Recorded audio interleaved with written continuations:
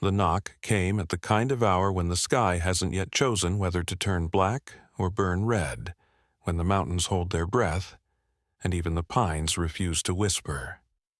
Eliza Carter sat inside her cabin, shawl wrapped around her shoulders, her thin fingers clenched around the chipped rim of a tin mug gone cold. The storm had been crawling over the ridges of Yellowstone all day, and by dusk it had swallowed the last light whole. She knew storms. She'd lived through them alone, listening to the roof drip, praying the walls would hold, telling herself no one would ever come knocking. No one had in years, which was why that sound, soft, deliberate, a hesitant thud on the warped wood of her door, struck her heart like the crack of a rifle. She froze. There were no travelers this far up the ravine, not unless they were lost, desperate, or hunting for something they weren't meant to find. The cabin, little more than a forgotten wound nailed together with rotting boards, was invisible from the road. Whoever stood outside had chosen to come. That truth set her blood running cold. The knock came again, slow, as if the hand delivering it wasn't sure it had the right to be heard. Eliza stood, her knees stiff from too many winters spent hunched near the stove. The shawl clung to her shoulders as she moved toward the door, her pulse pounding so loud it drowned out the storm's first growl. She thought of her husband, the last man she had opened this door to, who left her broken and sick in this shack, choosing whiskey and dice over vows. That night, she'd sworn she'd never open it again, unless death itself came knocking. And perhaps it had. The handle trembled in her palm as she lifted it. When the door swung wide, rain rushed in, carrying with it a figure so massive it filled the doorway and darkened the single room behind her. She had to step back, not out of fear, but because the man seemed too big for the frame that held him. He was all shadow and storm, shoulders so broad he had to hunch beneath the lintel, hair plastered to his temples, beard thick and unkempt. His boots sank into the mud outside like anchors. For one terrible moment she braced herself. Men who arrived uninvited in these mountains rarely brought peace. But then she saw his eyes. They weren't the eyes of a predator or a thief. They were the eyes of a man carrying a grief too heavy to hide. They glistened with something that didn't belong on a face carved from stone. "Ma'am," he said, his voice a low rumble that seemed born of the earth itself. He took off his hat, holding it to his chest. "Storm's comin'. Was wonderin' if I might rest here, just till it passes." Eliza's throat tightened. Her cabin had never been anything more than a lean-to nailed against loneliness. No one had ever asked to stay, not like this. The instinct to slam the door rose fast, self-preservation born of years of solitude. But something in the man's posture stopped her. He stood not like a conqueror demanding entry, but like someone begging permission to breathe. She studied him, her eyes catching on the torn boots, the soaked coat, the line of blood seeping through the fabric at his sleeve. And before she could decide, her mouth betrayed her heart. "You're bigger than my house," she whispered. The words were barely audible, but the effect was immediate. The giant of a man, this stranger at her door, did not laugh. He didn't square his shoulders or push through. He sank to his knees in the mud, rain streaking his face, tears spilling into the dirt. "No one ever let me in without question," he said hoarsely. "Not once." Eliza's breath caught. The sight was almost unbearable. A man too large for her doorway, weeping like a child in the storm. What kind of world brought a man to this? What cruelty had bent him so low? Her instinct, honed sharp by abandonment, told her to close the door, to hide her small fire, her thin soup, her fragile peace. But another voice, the one she thought had died long ago, rose within her. It whispered that storms weren't always outside. Sometimes they wore boots and bore wounds, and sometimes the only thing fiercer than lightning was loneliness. She set her hand on his shoulder, light as a feather. "Storm's not the only thing that needs shelter," she said. He lifted his head, searching her eyes, waiting for her to take it back. She didn't. With a slow breath, she stepped aside. "Come in," she murmured. "There's fire, if you don't mind it quiet. Soup, if you don't mind it thin." The man, this mountain carved into flesh, rose carefully and ducked inside. He folded himself into the room as though afraid to break it, and somehow, impossibly, the cabin did not shrink. It expanded, warmed, as if her tiny space had been waiting for him all along. He sat on the stool by the fire, folding his hands like a boy at prayer, his shoulders sloping inward as though he wished to take up less space. For a long time, neither spoke. Only the storm pressed its fists against the roof, and the fire snapped its dry reply. Finally, he said, "Name's Jonas Hale. Ain't been a place with kindness left in a long while." Eliza studied him in the glow of the flames. His boots were torn, his arm scraped raw, his face carved with the map of someone who had walked too far for too long. She thought of her own scars, the years carved into her skin by silence and sorrow, and in that moment she realized they were both refugees. He from a world that feared him, she from a world that forgot her. She ladled thin soup into a tin cup and passed it across the fire.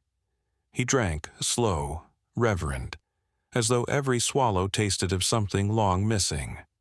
That night, Eliza did not sleep. She lay on her cot, watching him curled near the stove, firelight glinting off the wet streaks still clinging to his beard. She had not asked why he cried, she hadn't dared. But every so often, her gaze returned to the ragged wound on his arm and the way he winced in his sleep, as though pain still stalked him even in dreams. The storm howled outside, but inside another storm brewed. Questions, unspoken fears, the weight of his tears.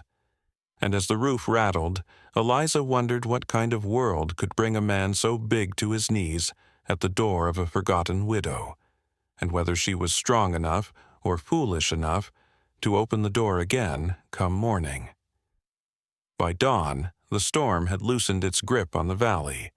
The air smelled of pine needles washed clean, of earth turned soft under the rain. The cabin stood still, as though holding its breath in the fragile quiet after thunder. Eliza Carter stirred from her cot, her body aching from a night of broken sleep. She had not slept soundly, not with a stranger under her roof, not with the image of him kneeling in the mud still burning behind her eyes. Yet, when she turned her gaze toward the stove, she found Jonas Hale exactly where she'd left him, curled near the dying embers, his broad frame folded awkwardly, as though afraid of taking more space than the room allowed. He shifted, groaning faintly, his eyes flickering open. For a moment he looked confused, like a man unsure whether he had dreamed it all, the roof above him, the warmth, the small mercy of being allowed inside. Then his gaze settled on her, and the confusion gave way to something else.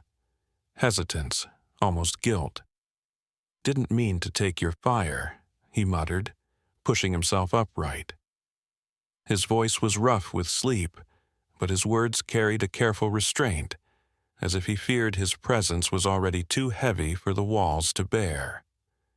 Eliza rose, her shawl wrapped tight around her shoulders. "You didn't take anything. You made this place feel like someone was watching it for once."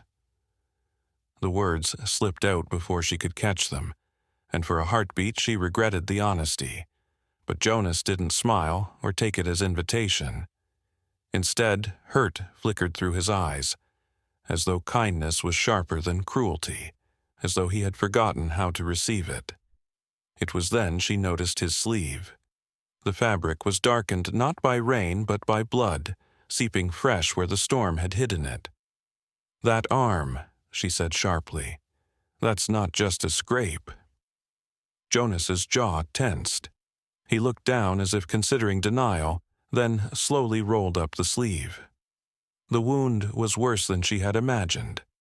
A jagged gash running from elbow to wrist, rimmed with infection, skin swollen and bruised as though from boot heels.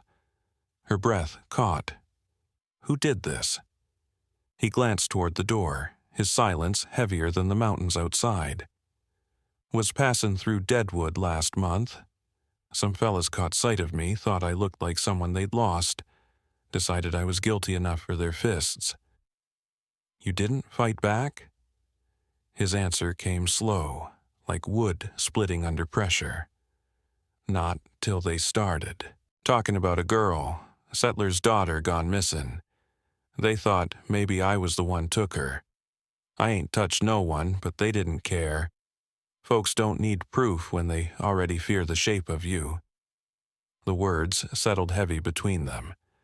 Eliza felt her hands tremble, not from fear of him, but from recognition of the cruelty he spoke of.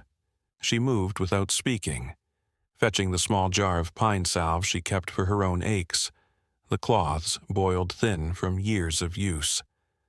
Kneeling beside him, she began to clean the wound. He flinched at the sting but did not pull away. "Well," she murmured, her voice steady though her heart pounded, "you found the only soul in these woods who's ever been blamed just for breathing too loud. Maybe you'll stay long enough to heal proper." Jonas turned his head, his eyes searching hers with something like disbelief. "You ain't afraid of me?" Eliza met his gaze. "I'm afraid of ghosts. You ain't one." For a long moment, the only sound was the crack of fire as it devoured the last of the pine logs. His eyes softened, and he looked down, his shoulders sagging as though her words had unmoored something inside him. At last, he asked, "What happened to your man?" The question pierced deeper than the cold ever could. Eliza swallowed hard, forcing the words past her throat. "He left me when I got sick, said the hills were better company. He wasn't wrong." Jonas nodded slowly, as if weighing the cruelty of abandonment. "Then maybe it's a mercy he's gone." Her hands steadied against his arm as she pressed the salve into the wound. "Funny," she said softly, "how both our scars come from folks who should have known better." When the bandage was tied, Eliza rose, her knees stiff. She moved to the window, where the storm's last breath lingered as a silver mist clinging to the pines. Behind her, Jonas shifted, testing his arm, his face pale with pain but lit with quiet endurance. By morning light, the world outside seemed changed. The cabin, though still crooked and weary, held itself differently, as though strengthened simply by two souls enduring within its walls.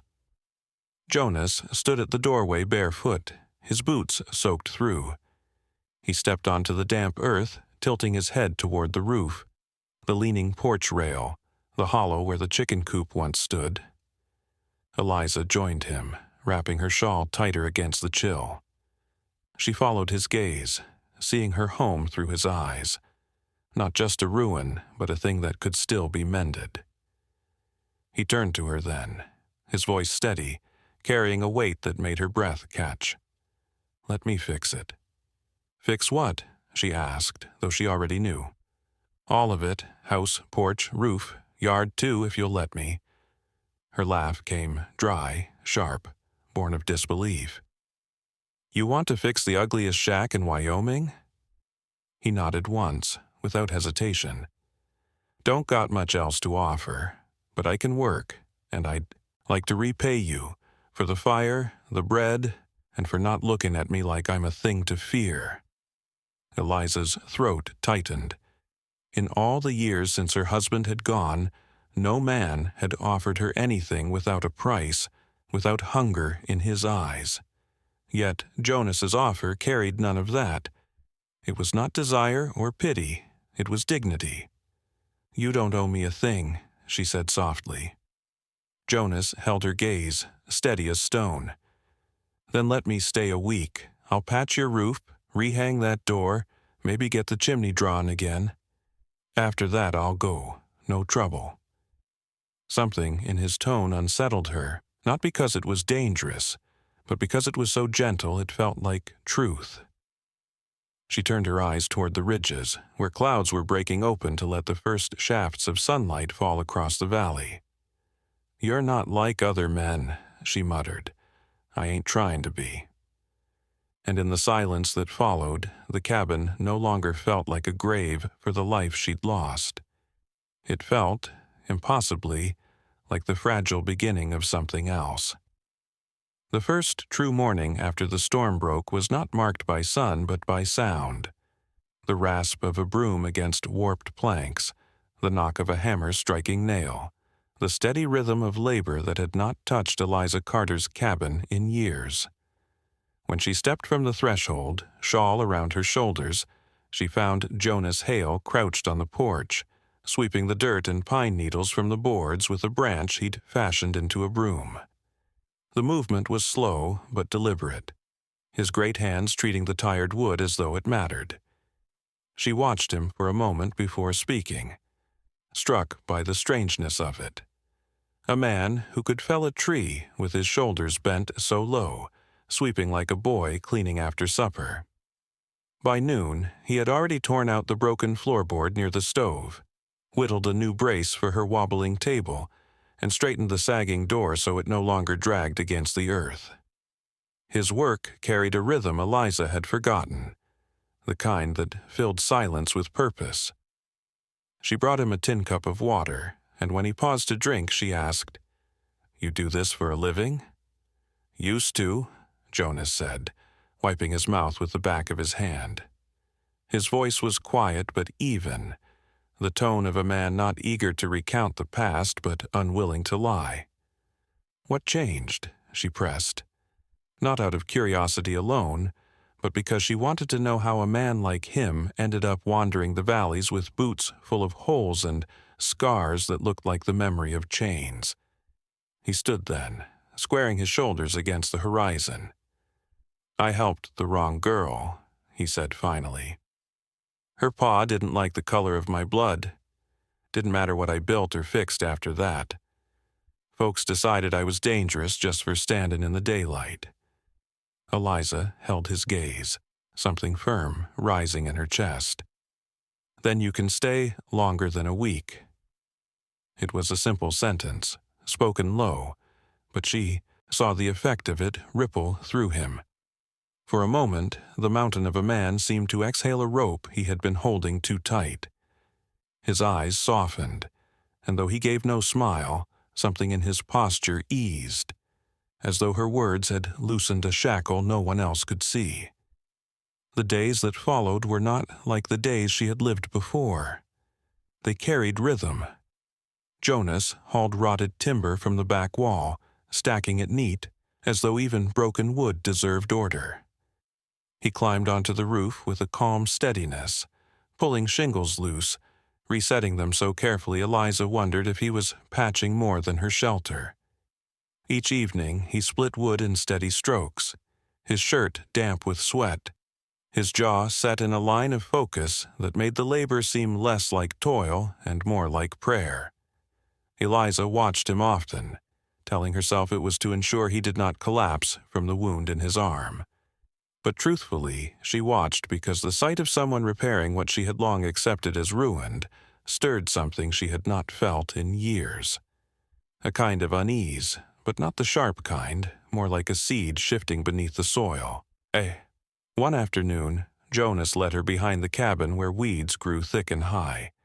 He crouched in the grass, brushing soil from a scatter of stones half buried in dirt.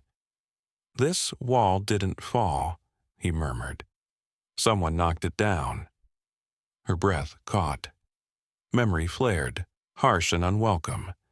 She saw her brother's face, red with drink and rage, hurling stone after stone into the night, tearing apart the garden their mother had once tended with songs on her lips. She'd never spoken of it aloud, had never dared confess that the ruin of her garden had not been storm or neglect, but cruelty born in her own bloodline. "It wasn't the wind," she whispered, her voice tight. Jonas looked up at her with quiet patience. "Then why rebuild everything but this?" She turned her face away, but her words carried back to him. "Because walls keep things out. I already know what that feels like." He was silent a long while. Then, in a tone low enough that she almost missed it, he said, "Some walls ain't for hidin', some are for protectin'." That night, when the stars pressed low and thick against the Wyoming sky, Eliza found him by the lantern's faint glow, crouched in the weeds, cleaning each stone with a rag. His shoulders bent, his hands gentle, as though each stone carried a memory he feared breaking. "You don't have to do that," she said from the porch. "They're just rocks." He didn't look up. "Maybe. Or maybe they're the last thing your mama laid with her hands. Maybe she hummed when she stacked 'em, hopin' the earth was listenin'. Don't seem right to leave 'em forgotten." Her throat tightened. She remembered the songs, the way her mother's voice used to rise above the wind, soft but certain, teaching her that the earth listened better to music than words. She had buried those, memories deep, but Jonas's words unearthed them as surely as his hands unearthed the stones. By morning, she woke to find a path stretched from her porch to the garden's edge. Not a wall, but a trail of stones laid firm beneath the dew, guiding her feet to a place she had avoided for too long. She stepped barefoot onto the first stone, the morning air sharp against her skin. One step, then another, until she stood among the weeds where tomatoes and corn had once grown tall under her mother's care. She closed her eyes and whispered almost to herself, "I think I'd like to plant again." Jonas stood in the barn's shadow, his expression unreadable. He simply nodded once. "Then we'll plant." The words carried no ceremony, no grandeur, but Eliza felt them settle deep. They were a promise of sorts, not just of seeds and soil, but of a life that might still be coaxed from ruin. For years her cabin had been nothing more than a monument to abandonment. Now, beneath Jonas Hale's quiet labor, it was becoming something else. Not just shelter against storms, but a place where silence no longer meant loneliness, where broken things were not left to rot but patiently mended, one stone, one board, one seat at a time. And as she walked back toward the porch, the dew stinging her toes, Eliza realized that the strangest thing of all was not that Jonas had begun to rebuild her house, but that he had begun to rebuild her. It was the sound of her breath that gave him away. Eliza Carter had stepped out to gather kindling when she froze mid-stride, her eyes fixed on a figure slouching at the edge of her land. Jonas Hale dropped the axe in mid-swing before she even spoke. His body tensed like a man who had been waiting for this moment far longer than he cared to admit. The man, standing past the broken fence, carried himself with the crooked ease of someone who belonged nowhere and everywhere at once. A rifle hung carelessly across his back, a smirk twisting his lips. Even from a distance, Eliza felt the sourness in his presence. "Well, I'll be damned," the stranger called, his voice rough with amusement. "Didn't expect to find you playing house with a widow." Eliza's heart beat hard enough she thought Jonas must hear it. She glanced toward him, searching for an answer. "Friend of yours?" she asked, her voice too steady for the fear running through her. The man chuckled. "More than that. We're blood of a kind. Used to run together till he got himself a conscience. Name's Caleb Voss." Jonas stepped forward, his frame blocking Eliza from view. His jaw was a hard line, his voice firm. "Turn around, Caleb. You're not welcome here." Caleb's grin widened. "That's the tone I remember. The mighty Jonas Hale, half a mountain with half a soul. thought you were chasing something bigger. And now, look at you, hammering nails, feeding chickens, holding a widow's skirts in the wind." Eliza stepped from behind. Jonas, her fear hardening into anger. "You've no business here, move on." Caleb's eyes flicked over her, cold and appraising. "She's got grit, Jonas, I'll give her that, but I didn't come for her, I came to collect." "You've got no claim on me," Jonas said. Caleb spit into the dirt, his smirk souring. "You forget Tombstone? You forget the sheriff's boy? You put him in the ground and I kept quiet, spent 7 years in a box while you walked free." Eliza's body went cold. She turned to Jonas, the question catching in her throat. "What is he talking about?" Jonas's gaze never wavered from Caleb. His voice came low, steady as stone. "The boy tried to slit a Navajo girl's throat in a creek bed. She was 12. I stopped him. Caleb took the blame." Caleb's smirk sharpened. "Didn't tell her that part, did you? You killed the lawman's son, and I swallowed the rope for you. Now you owe me." Eliza's voice trembled, not with doubt, but with the weight of it. "Is it true?" Jonas finally turned, meeting her eyes. "Every word, but I won't apologize for saving her." The silence that followed was heavier than the storm that had once rattled her roof. Caleb shifted, impatience twisting his mouth. "I'm not here for your confession. I want your mare, black coat, strong legs. She'll fetch me a fine price down in El Paso." Jonas's eyes darkened. "Touch her, and I'll bury you under her hoof prints." For the first time, Caleb's grin faltered. Then he sneered, masking it with cruelty. "That's the Jonas I know. Knew he wasn't gone yet." He turned on his heel, sauntering back toward the trees, whistling a tune sour enough to curdle milk. That night, the cabin felt different. The repairs Jonas had made, the warmth he had brought. It all seemed fragile now, as though one sharp wind could scatter it to dust. Eliza sat at the table, her hands clasped tight, watching the firelight turn her knuckles pale. Jonas stood by the door, rifle across his chest, silent as a statue. "He'll come back," she said at last. Jonas nodded. "And next time he won't be asking." The weight of his certainty pressed heavy against her chest. Caleb Voss wasn't just a shadow from Jonas's past. He was a storm bearing down on both of them. Near midnight, Eliza stirred at a sound beyond the pines. Wagon wheels creaking like old bones. Hooves striking wet ground. Jonas had already stepped outside by the time she reached the door, his rifle raised, his body squared to the night. Caleb emerged with 2 men at his flanks, both lean, pistols gleaming under torchlight. "Didn't want it to come to this," Caleb called, "but you never were easy to reason with." "Turn around," Jonas said, his voice carrying like thunder over the clearing. "You won't like how this ends." The first man raised his pistol, but Jonas was faster.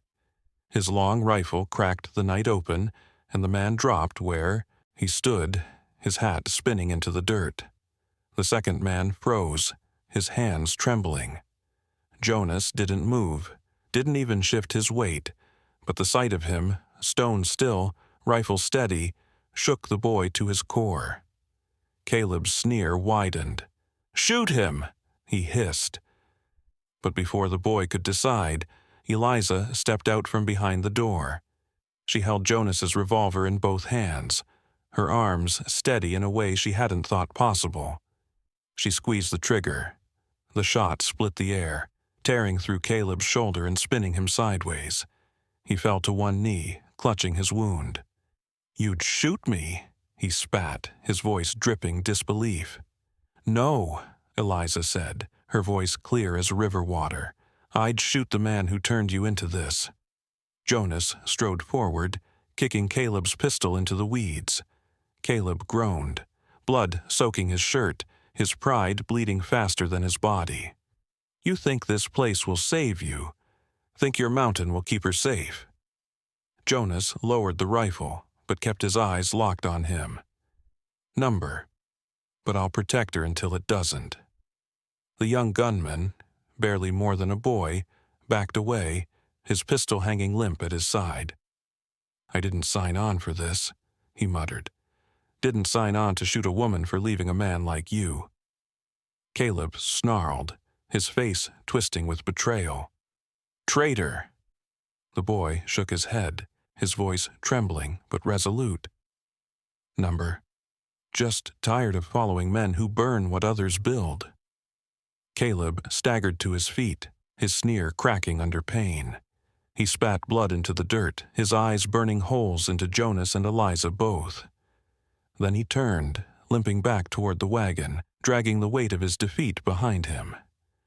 The night fell silent again, but the silence was different. Not the hush of safety, but the heavy breath that comes when danger has been held off but not destroyed. Eliza stood in the doorway, her body shaking now that the gun was no longer in her hand. Jonas reached her side, his palm brushing her shoulder. "You all right?" he asked. Her voice broke, raw and trembling. "That shot, I didn't even think. I just did it." "That's what courage looks like," he said. Her eyes brimmed, but she forced herself to meet his gaze. "I hate it." Jonas gave a slow nod. "That's what makes you strong." Inside, the fire snapped, casting their shadows long across the walls. For the first time, Eliza noticed the beam above the hearth, not as a burden, but as a witness. She picked up the fire poker, lifted it high, and carved a single word into the wood. Home. When she set the iron down, her hand still shaking, Jonas placed his hand over the fresh carving. "Now it is," he murmured. And in that moment, with the scent of smoke and gunpowder still lingering in the air, Eliza Carter realized that a house patched with nails and stone was only half the story. The rest was written in defiance, in the refusal to let shadows dictate what could or could not stand. Jonas had fought to keep her safe, but she had fought too, and together they had done more than survive the night. They had claimed it.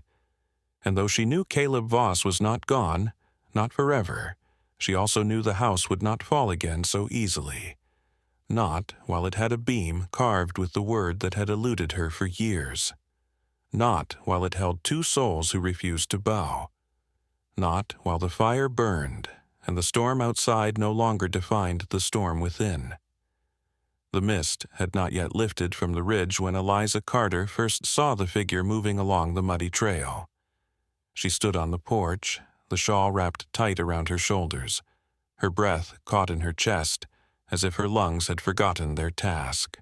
The dawn light was thin, a pale silver that made the figure seem ghostly, unreal. But as the steps drew nearer, as the shape resolved through the fog, Eliza's bones told her what her eyes struggled to believe. It was Clara. The girl was no longer the child she remembered. Stubborn, barefoot, defiant against every warning. She was a woman now, her hair tangled, her dress heavy with mud at the hem, her boots cracked and dusted with the long miles she had walked. A knapsack hung from her shoulder, and she moved with a limp, the old injury from years ago when she had fallen from the porch still marking her stride. But the fire in her eyes, that same fire Eliza had both loved and feared, burned unchanged. Eliza stepped off the porch, her voice breaking. "The roof," she whispered before anything else. "It's holding." Clara blinked, confused, her brow furrowing. She looked up at the cabin, at the patched shingles, the straightened beams, the smoke curling steady from the chimney. Her lips parted, but no words came. She turned her gaze back to her mother, then over Eliza's shoulder to where Jonas Hales stood in the doorway. He inclined his head, a quiet greeting, nothing more. "You fixed it," Clara said finally, her voice low, rusty with disuse. "I patched it, Eliza replied, her throat tightening. "Kept it dry because I knew you might come." The young woman dropped her bag into the dirt, her shoulders trembling though she stood tall. "I didn't think you'd want me back." Eliza reached forward, taking her daughter's hands into her own, rough palms against younger skin. "You were right not to. It wasn't a home then, not for either of us. But now it is." Clara's eyes darted again to Jonas, searching him with suspicion. "And him?" Jonas spoke before Eliza could answer. His voice was low, steady as always. "There's room here, more than room." For a long moment, silence stretched between the three of them, filled only by the drip of dew from the pines and the caw of a crow far off. Then Clara's resolve cracked. Her face crumpled, and she whispered, "I've nowhere else to go." Eliza pulled her into her arms, holding her close, the scent of mud and road dust mixing with the salt of tears. "Then it's a good thing you were always meant to come back." That night, for the first time in longer than she could count, Eliza did not eat alone. She, Jonas, and Clara sat together by the fire, the room warm with more than just flame. They passed bread and soup between them without need for many words. Silence did not press heavy as it once had. Instead, it felt full, as if the space itself was grateful to hold them. When Jonas rose to fetch another log for the fire, Clara reached out and caught his sleeve. "Why did you cry that night?" she asked. Jonas paused, studying her with quiet eyes. "When your mama told me I was bigger than her house." She nodded, her gaze unflinching. "Because it wasn't her house that was small," he said softly. "It was the world that told her she had to apologize for it. And when she opened the door anyway, when she let me in without fear, I didn't know how to carry that kind of grace. It crushed me in the best way." Clara tilted her head, the firelight catching her cheekbones. "It didn't crush you," she said after a beat. "It built you." Jonas's lips curved into the faintest smile, a rare thing, like sunlight breaking through a hard sky. Later, when the flames had settled into embers, Clara stood and moved toward the hearth. Above it, carved deep into the beam, was the word her mother had etched with trembling hands. Home. She ran her fingers over the letters, then pulled a small knife from her pocket. "May I?" she asked, glancing back at Eliza. "Always," her mother answered. With slow precision, Clara carved beneath the first word, each stroke steady. When she stepped back, 4 new letters gleamed fresh in the wood, H-E-L-D. Jonas came to her side, his hand brushing over the carving. "A house doesn't become a home when the roof is fixed," he said. "It becomes one when someone chooses to stay under it, even when the rain comes." "And when someone chooses to return," Eliza added, her voice thick with tears she did not try to hide. The three of them sat again, the fire's glow painting them in shades of gold and shadow. No vows were spoken, no grand promises. And yet something larger than words filled the room. An unspoken agreement that whatever had been broken before was not beyond repair. Outside, the Wyoming wind slid through the trees, no longer howling for cracks in the walls, but whispering softly as if it too understood that the house held now, not just in timber, but in spirit. Eliza leaned back, watching her daughter and the man who had become both stranger and refuge. She thought of all the years she had waited for the sound of footsteps on the path, all the storms weathered alone, all the nights convinced she was unworthy of anything but rot and silence. And now, here they were. Her daughter returned. Jonas, who had refused to leave. Herself, still standing. She reached for Jonas's hand, the calluses rough against her own, and then for Clara's, pulling them both into her grasp. The three of them sat bound not by blood alone, not by shared history, but by the choice to remain, to return, to rebuild. The cabin no longer seemed small to her. It seemed vast, big enough to hold all of their grief and all of their healing, strong enough to weather storms yet to come. At last, Eliza spoke, her voice a whisper but certain. "It's the only word that fits." Clara looked at her. "Which one?" "Home," Eliza said, her eyes on the beam. "And now, finally, it's big enough for all of us." The fire crackled, the embers glowed, and for the first time in years, Eliza Carter did not fear the night, or the storms, or the silence. She sat with her family, strange, unexpected, imperfect, and knew that whatever came next, they would face it together, in a house that had finally become what it was always meant to be. The story of Eliza Carter, Jonas Hale, and Clara is not just the tale of a cabin in the Wyoming wilderness. It is the tale of broken lives stitched back together by grace, by work, by courage, and by the relentless decision to stay when every instinct screamed to leave. It begins, as most important stories do, with a door. Eliza had lived for years inside the silence of a shack abandoned by both love and luck. The walls leaned, the roof leaked, the garden was swallowed by weeds, and the fire never seemed to last long enough to warm her bones. Her husband had left her with nothing but a cracked ribcage of a house and the belief that no one would ever willingly remain in it.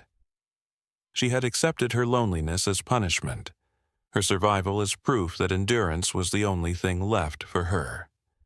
Then came a knock. Jonas Hale, a man who seemed carved from the very mountains surrounding her, appeared at her door on a storm-thick night. He was larger than her house, broader than her doorway, and yet he carried eyes filled not with pride but with sorrow. When she let him in, he cried, not for himself, but for the strange, holy gift of kindness freely given. That was the first crack in the walls Eliza had built inside herself. From there, the story unfolded like a slow dawn. Jonas, who had been hounded from towns and beaten by men who feared his blood and his size, stayed to work. He patched her roof, mended her porch, braced her table, and most importantly, began to teach Eliza that broken things could be repaired if someone cared enough to try. Together, they restored not just wood and stone, but memory and hope.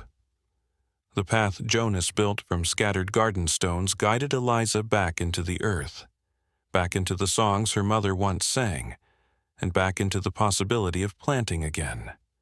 He didn't just repair her home. He gave her permission to believe that healing was not finished with her yet, but no story worth telling arrives without shadows. Caleb Voss, Jonas's old companion turned outlaw, came seeking a debt. His arrival cracked open Jonas's past, the killing of a sheriff's boy in Tombstone to save a Navajo girl, the prison years Caleb endured in his stead, the guilt and anger that trailed Jonas like a storm cloud. Caleb wanted revenge, or, perhaps more simply, power over the man who had walked away from him. When he returned with hired guns, it was not only Jonas who stood to fight. Eliza, once left for dead in her shack, picked up a revolver and defended what was finally hers. The battle ended not in glory, but in survival, and in the carving of a single word into the cabin beam: home. It was in that word that the story found its deepest meaning. Home was not the roof patched against rain, nor the walls propped against wind, nor the fire that smoked against the cold. Home was the place where people chose to stay. Home was where scars could be tended, where grief did not exile, where even storms could not unmake what had been built with care. And then, as if fate had been waiting for the house to prove itself, Clara returned. The daughter Eliza believed she had lost walked the path through the mist, bearing her own wounds, her own absence, her own shame. She did not return to the ruin she had fled, but to a place made new, stronger than before, ready to hold her.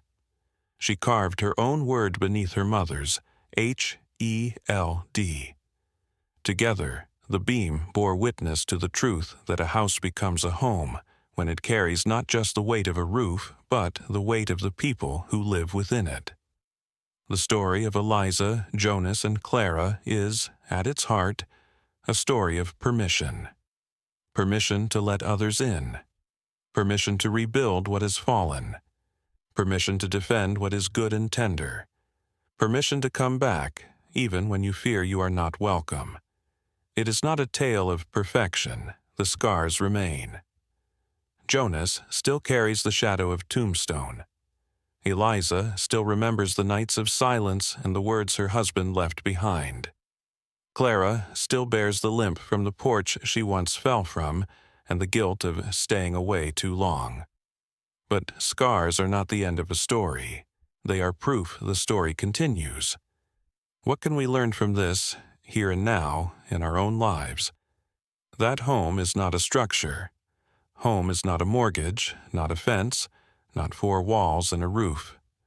Home is a choice. It is the act of building belonging out of fractured pieces. In our world today, many feel displaced, unseen, or forgotten. Some of us carry shame so heavy we believe no one could welcome us again.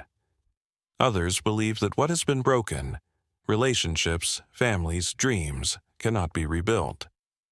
But the story of the cabin in Wyoming says otherwise.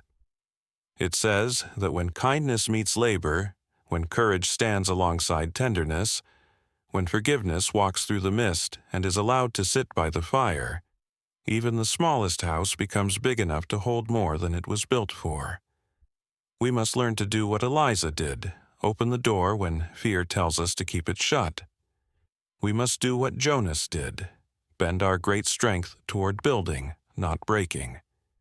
We must do what Clara did, return, even when we doubt there is a place for us. And perhaps most importantly, we must do what they all did, carve words of hope into the beams of our lives and believe they will hold. Applied to modern life, this means daring to rebuild where we have given up. It means speaking kindness where bitterness has taken root. It means recognizing that sometimes the people who come knocking are not here to harm, but to heal, and that sometimes we ourselves are the ones who must knock, seeking shelter. It means refusing to be defined by the storms we've endured, or by the people who once abandoned us.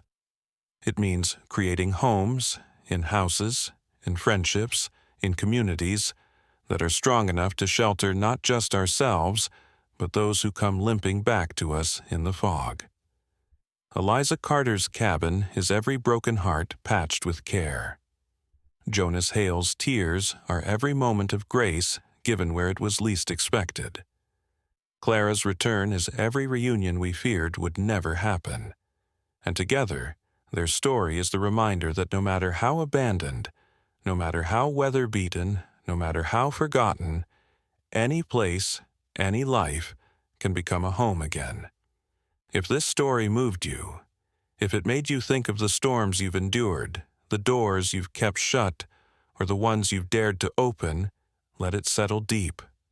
Let it remind you that the cracks in your walls are not curses, but invitations for light to enter. Let it remind you that home is not lost, only waiting to be built anew. And if you want more stories like this, tales of the wild, the broken, and the redeemed, drawn from the heart of the American frontier, then stay with us. Subscribe to this channel. Share it with those who need to hear that their lives, too, can be rebuilt. Every subscription, every share, every voice joining us gives us the strength to keep telling stories like Eliza's, Jonas's, and Clara's.